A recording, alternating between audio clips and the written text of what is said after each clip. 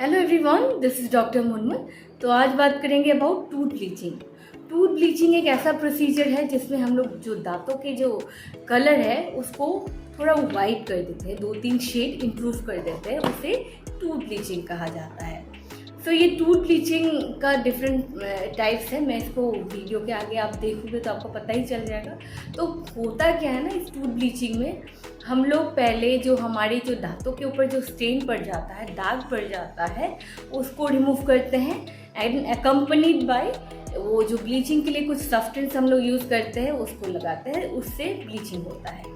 तो पहले जान लेते हैं हम लोग स्टेन कैसा होता है, मतलब दाग जो दांतों पे लगा रहता है उसके बारे में जान लेते हैं। तो जो दाग दांतों में पाया जाता है वो बेसिकली 2 टाइप का होता है।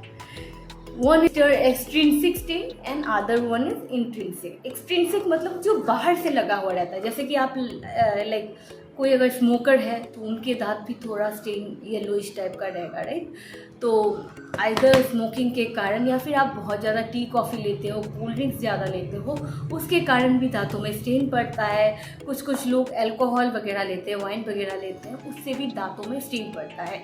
तो एक्सटेंसिक स्टेन बेसिकली ये होता है कि लाइक जो आप एक्सटर्नली कुछ खाना खाते हो, उस खाने के कारण जो दांतों में स्टेन पड़ जाता है एक्सटर्नली, तो उसे एक्सटेंसिक स्टेन कहा जाता है। देन इंट्रिंसिक स्टेन ये होता है कि लाइक मान लीजिए कुछ एंटीबायोटिक पेशेंट को लेना पड़ रहा है, फॉर एग्जांपल टेट्रासाइक्लिन जो है ना वो लाइक ऐसा एक एंटीबायोटिक है जिससे दांतों में स्टेन्स आता है। अगर आपके फैमिली में किसी का दांत बहुत ज़्यादा येलोइश टाइप का होता है तो ये जेनेटिक भी होता है। And sometime it might be due to ageing. उम्र के साथ जैसे हर चीज़ों में प्रॉब्लम आता है तो दांतों में भी थोड़ा डिस्कलरेशन होने लगता है।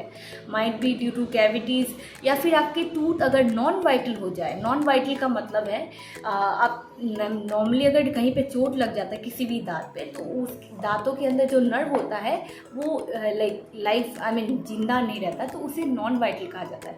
तो नॉन वाइटल होने के कारण दांतों में वो पिंक कलर का टाइप का होने लगता है, तो इसके कारण से भी स्टेन पड़ सकता है। सो ये 2 टाइप का स्टेन होता है बेसिकली। अब बात करते हैं ब्लीचिंग के ऊपर। ये प्रोसीजर हम लोग कैसे करते हैं। तो bleaching generally in house, in office हम लोग करते हैं। हमारे डेंटल ऑफिस में जब आप पेशेंट आते हैं तब करते हैं, तो इन ऑफिस वाला ब्लीचिंग हो गया।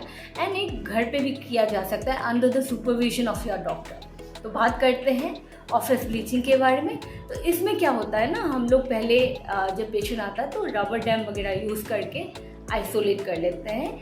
हमारे जो गम टिश्यू है, दांतों के ऊपर जो गम टिश्यू है उसको भी प्रोटेक्ट कर लेते हैं। लगाने के बाद, प्रोटेक्ट कर लेने के बाद हम लोग उसमें द बेसिक इंग्रेडिएंट जो जिसमें ब्लीचिंग के लिए यूज़ होता है दैट इज़ हाइड्रोजन पेरोक्साइड। तो अलग अलग कंपनी का अलग अलग प्रोडक्ट किट आता है, तो डिपेंड ऑन द डॉक्टर वो कौन सा किट यूज़ कर रहा है, तो उसको दांतों के ऊपर अप्लाई करके वी लीव इट अराउंड। उसके बाद क्योर करते हैं लाइट के थ्रू से। उसके बाद वी रिंस इट ऑफ। तो ये होता है ब्लीचिंग इन ऑफिस। तो घर पे भी एक ब्लीचिंग होता है। तो उसके लिए क्या होता है ना, डेंटिस्ट क्या करता है, पहले आपके दांतों का मेजरमेंट लेंगे, फिर एक ट्रे बनाया जाएगा। आप पिक्चर में देख ही सकते हो ऐसा टाइप का ट्रे।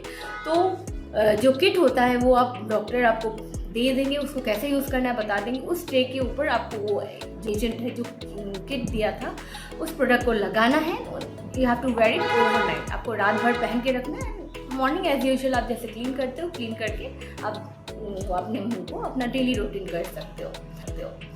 आजकल कुछ टूथपेस्ट भी आ चुका है आजकल मार्केट में for whitening. There are so many. स्नोडेंट हो गया, कोलगेट का visible white, so many are there. तो उससे भी दांतों का जो शेड है इम्प्रूव हो सकता है। जो टूथपेस्ट है वो मोस्टली एक्सट्रिंसिक टाइप का स्टेन को इम्प्रूव कर सकता है, बशर्ते देयर इज वन कंडीशन।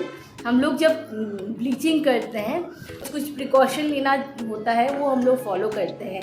इसीलिए जो घर पे करते हो that should be under supervision. And मेरे ख्याल से आपको डेंटिस्ट के पास जाके करवाना ही बेटर होता है। And on a regular basis जो वाइटनिंग टूथपेस्ट अगर आप यूज़ करोगे उससे इन द लॉन्ग टर्म आपको सेंसिटिविटी जनरेट होने लगेगा। तो काइंडली इतना प्रॉब्लम मत क्रिएट कीजिए अपने लिए। आप अपने डेंटिस्ट के पास जाके अपना जो है ना ब्लीचिंग वगैरह आप डिस्कस कर लीजिएगा। नॉर्मल जो एक्सट्रिंसिक टाइप का स्टेन है वो स्केलिंग से ही हट जाता है। अगर आप चाहते हैं, you are not satisfied with the colour of your teeth, तो आप अपने डेंटिस्ट के साथ एक बार डिस्कस कर लीजिए, व्हाट ही सजेस्ट और शी सजेस्ट, आप वैसे ही कर लीजिए। So that's all about the video. अपना ओरल हाइजीन ज़रूर मेंटेन रखिए। And yes, one more point I add on, bleaching एक बार कर लिया उसके बाद लाइफ टाइम आपके दांतों में कभी ये जो शेड वैसे ही रह जाएगा, ऐसा नहीं है।